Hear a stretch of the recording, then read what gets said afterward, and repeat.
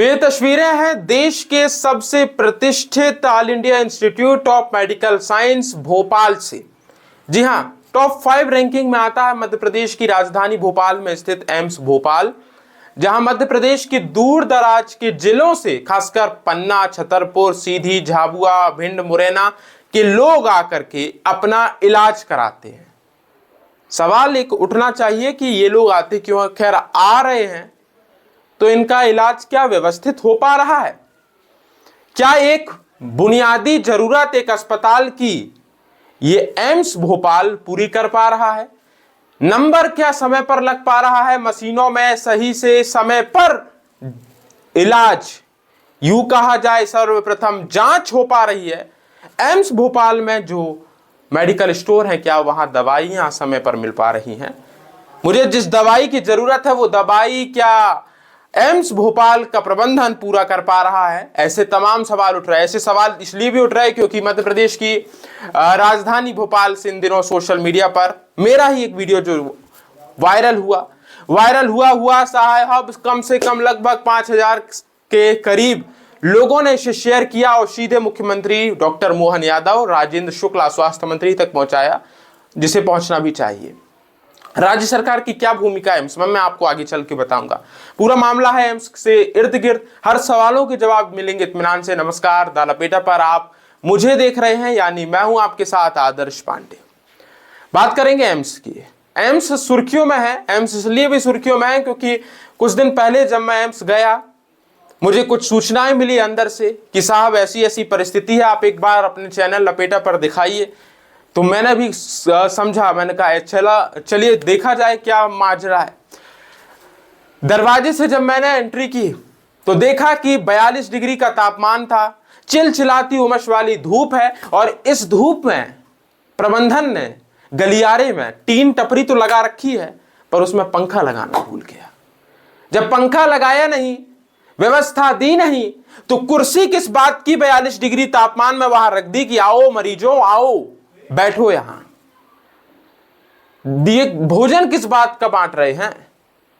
इस धूप में कोई किसी भी परिस्थिति में कुछ भी हो सकता है, कौन रिस्पॉन्सिबिलिटी लेगा?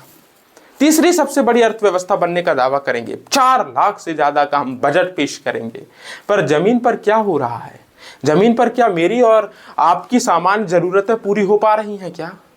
ये वीडियो देखिए आप, कितना मार्मिक है, कितना संवेदनशील है। जब पूरा गलियारा, पंखा ना एसी कुछ नहीं है, और पूरे गलियारे में लोग जमीन पर लेटे हुए हैं, क्या हमारा प्रबंधन यहां एक पंखा नहीं लगा सकता? निश्चित ये कहा जा रहा है कि एम्स भोपाल की देखरेख का पूरा काम केंद्र सरकार द्वारा होता है, इसमें मध्य प्रदेश सरकार का कोई योगदान नहीं है। पर मेरा एक सामान्य सवाल है, इलाज तो कराने मध्य प्रदेश के लोग आ रहे हैं, वो इसलिए आ रहे हैं क्योंकि पीएचसी, प्राथमिक स्वास्थ्य केंद्र, सीएचसी, सामुदायिक स्वास्थ्य केंद्र, जिला अस्पताल, संभाग स्तरीय अस्पताल की हालत की बंटाधार हो चुकी है। तब आके राजधानी भोपाल का रुख करना पड़ रहा है। राजधानी भोपाल का अपना जेपी अस्पताल जो बंटाधार हो चुका है, जो देखरेख तो स्वास्थ्य मंत्री और मध्य प्रदेश सरकार की देखरेख में होता, तो उन अस्पतालों की हालत क्यों नहीं बन रहे? सवाल यह भी है कि 22,000 करोड़ का प्रावधान था, आपने 22,000 करोड़ के प्रावधान के साथ आपने जमीन पर कितनी सच्चाई को उतार दिया?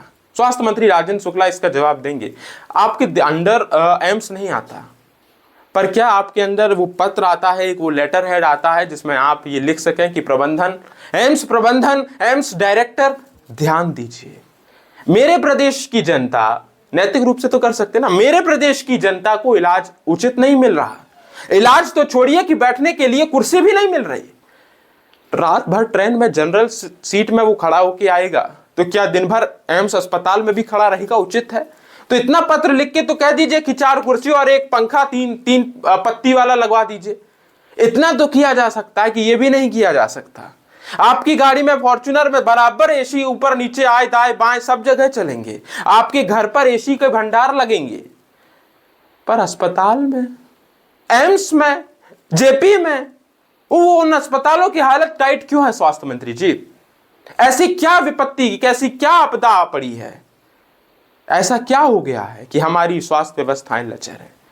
एमवाय हॉस्पिटल इंदौर का लगातार चर्चा का केंद्र बना रहा। चूहे, चूहे की अब तो व्यवस्था मेरे पास लगातार वहां से भी मैसेजेस आ रहे हैं कि आप आइए, देखिए कितनी दयनीय स्थिति है, कितना जर्जर है ये व्यवस्था, सरकारी सिस्टम।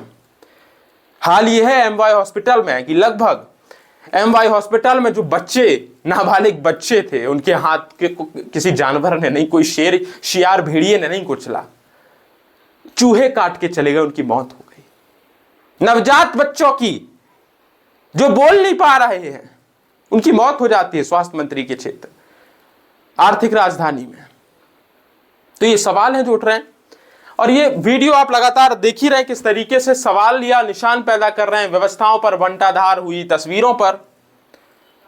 खैर, पूरे मामले को अब आप किस नजर से देखते हैं बताइए?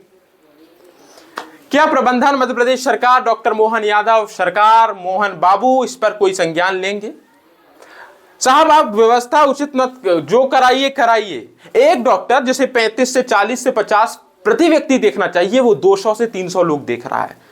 क्या वो मानसिक रूप से देख पाएगा एम्स का? एक व्यक्ति एम्स में कितना उसको दबाव मिल रहा है, जब आप उसे जाएंगे समझेंगे, और जब उसका मानसिक रूप से वो प्रिपेयर नहीं होगा, तैयार नहीं होगा, तो वो शारीरिक रूप से आपका इलाज नहीं कर पाएगा। असंभव है। फॉर्मेलिटी के नाम पर आपके पर्चे पर कुछ गिनी चुनी दवाइयां रूटीन की दे दी जाएंगी और आप जाइए, होगा। आपके जो संजीवनी केंद्र बनाए गए, जन औषधि केंद्र बनाए गए, वहां सरकारी दवाखानों में दवाइयां नहीं है।